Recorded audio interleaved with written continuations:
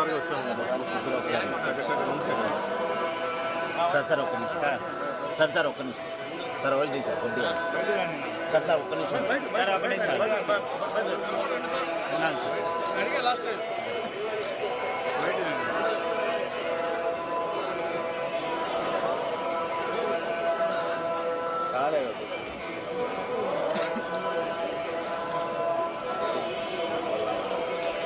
వెనుక వచ్చేసింది మా పక్కన ఒకరైతే వాళ్ళ ఇద్దరు కదా గేట్ గేట్ గేట్ గేట్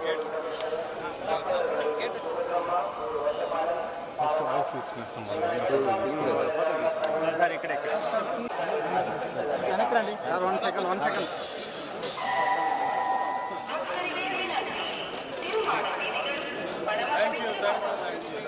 నా నిద్ర ఒకసారి ఉండాలన్నా సార్ ఇద్దరు కలిసి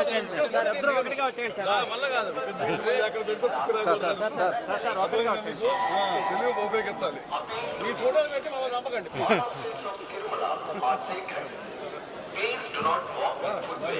కానీ వెనుక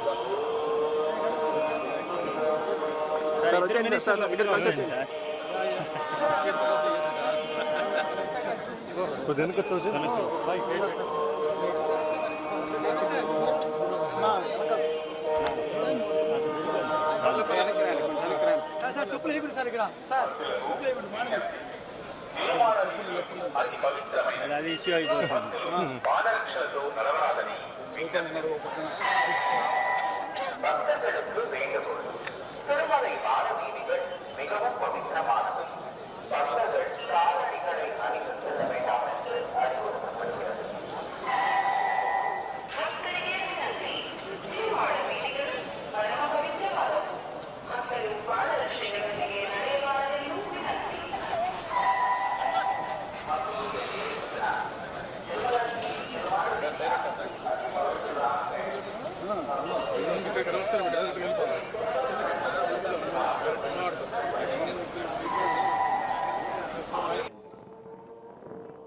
బ్రహ్మాండంగా ఏదైతే తెలుగు ప్రజలందరూ కూడా కోరుకున్నారో ఈ రాష్ట్రం సుభిక్షంగా ఉండాలి, ఈ రాష్ట్రం సస్యశ్యామలంగా ఉండాలి, గతంలో జరిగినటువంటి అన్యాయాన్ని తిరిగి పునర్నిర్మించుకుని రాష్ట్రాన్ని మంచి గాడిలో పెట్టాలనే లక్ష్యంతో ప్రజలందరూ కూడా పెద్ద ఎత్తున వన్ సైడ్గా ఓటేసి ఈ యొక్క ఎన్డీఏ కూటమిని గెలిపించారు.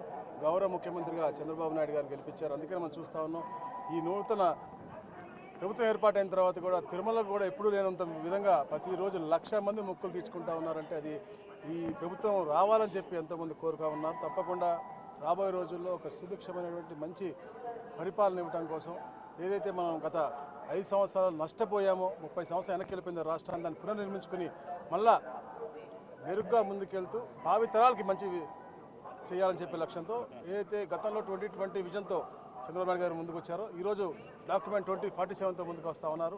రాష్ట్రమే కాదు దేశం కూడా రాబోయే రోజుల్లో ఒక ఉన్నత శిఖరంపై ఉండాలనే లక్ష్యంతోనే చంద్రబాబు ఆర్నిషలు కృషి చేస్తూ ఉన్నారు. అలాగే మేము కూడా మా డిపార్ట్మెంట్ తరఫున కూడా ఏదైతే రెవెన్యూ సదస్సులు పెడతా ఉన్నామో, ఎందుకంటే గత 5 సంవత్సరాల్లో ఈ రాష్ట్రంలో ఉన్నటువంటి అన్ని భూములు అన్యాక్రాంతం అయిపోయినాయి. అన్నిటికంటే ఎక్కువగా రెవెన్యూ సమస్యలు వస్తూ ఉన్నాయి కాబట్టి 16వ తారీఖు నుంచి ఈ కార్యక్రమం 15 లాంచ్ చేస్తాం. 16 నుంచి 45 రోజుల పాటు ఎవరు ఎక్కడ ఎలాంటి అన్యాయం గురైనా కూడా వారు అక్కడ అర్జీలు ఇవ్వచ్చు. 7 అధికారులు ఉంటారు.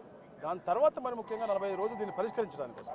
అలాగే అయితే గ్రామాల్లో కూడా ఫోన్ చేస్తూ ఉన్నారు, మేము బయటపడి చెప్పలేకపోతున్నాం, భయపడుతుంటే ఇంకా భయభ్రాంతులు చేస్తూ ఉన్నారు. కాబట్టి వాళ్ళకు కూడా సపరేట్ కాల్ సెంటర్ పెట్టి వాళ్ళ సమస్యలు పరిష్కరించే దిశగా తప్పకుండా ఈ ప్రభుత్వం ముందుకు పోదని తెలియజేస్తాం. వైసీపీ భూ కబ్జాలు కావచ్చు, నిషేధిత భూముల ఆక్రమణ కావచ్చు, బాధితులకి ఎలాంటి భరోసా ఇవ్వాలి? పూర్తిగా దానిపైన అధ్యయనం చేసి తప్పకుండా అన్యాయం జరిగింది కాబట్టి ఏదైతే గతంలో అంటే ఈ అసైన్మెంట్ ల్యాండ్లు అనేది ఇప్పుడు ఈ చరిత్ర ఈరోజు 10 సంవత్సరాలు 20 సంవత్సరాలు 30 సంవత్సరాలు కాదు, 100 సంవత్సరాల నుంచి ఎప్పుడెప్పుడు ల్యాండ్లెస్ పూర్కి ఇవ్వడం జరిగింది. దాని తర్వాత ఎన్నో యాక్ట్లు మారినాయి.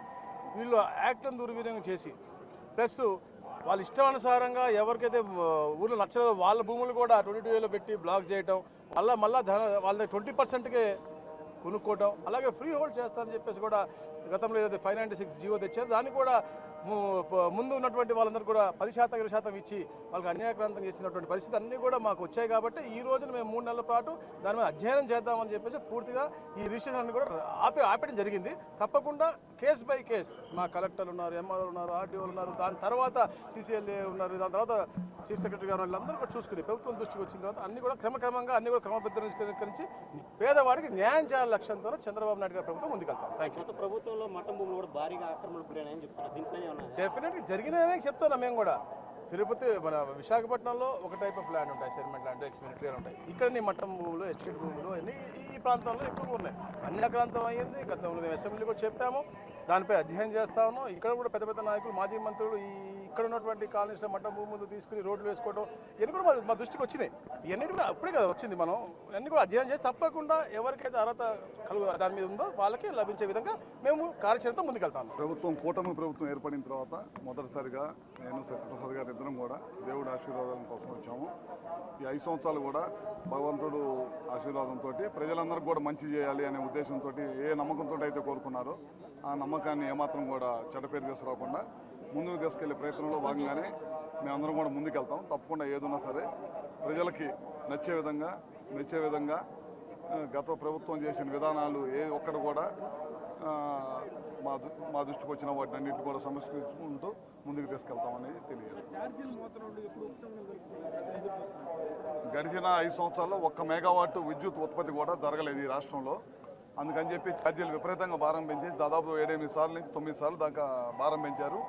ముందు 24 గంటలు కరెంట్ ఇవ్వాలి, ఇండస్ట్రీస్కి కానీ ప్రజలకు కానీ అందరికి కానీ రైతులకు కానీ మేలుగా కరెంట్ ఇవ్వాలి. తర్వాత దాని గురించి ఏ విధంగా ఛార్జీలు తగ్గించాలి తర్వాత ఆలోచిస్తాం. ముందైతే మాత్రం నాణ్యమైన విద్యుత్ ఇవ్వాలి, ఉత్పత్తి పెంచాలి. ఎందుకంటే ప్రతి సంవత్సరం కూడా 6 నుంచి 7% విద్యుత్ వినియోగం పెరుగుతూ ఉంది రోజు రోజుకి. కానీ గడిచిన 5 సంవత్సరాల్లో 1 మెగావాట్ కానీ 1 యూనిట్ కానీ ఉత్పత్తి చేయలేదు. అందుకని చెప్పి పూర్తిగా నష్టం జరిగి ప్రజల మీద భారం పడింది. దేవుడు ఆశీర్వాదం వల్ల ఇవాళ నీళ్లు బ్రహ్మాండంగా వస్తున్నాయి. కరెంటు ఉత్పత్తి కూడా మన శ్రీశైలంలో బ్రహ్మాండంగా జరుగుతుంది.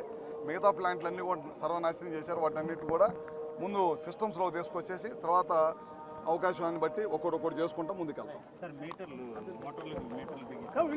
మేము ఆ రోజు ఎలక్షన్ రోజు మేము ఏదైతే చెప్పామో దాన్ని ఖచ్చితంగా కట్టుబడి ఉన్నాం. రైతాంగానికి నచ్చని పని ఒకటి కూడా మేము చేయం.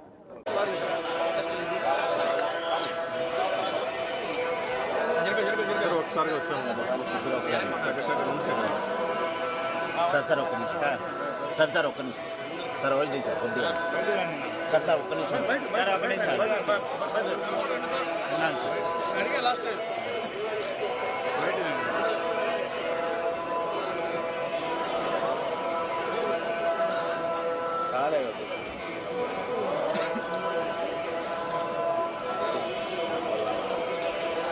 వచ్చేసింది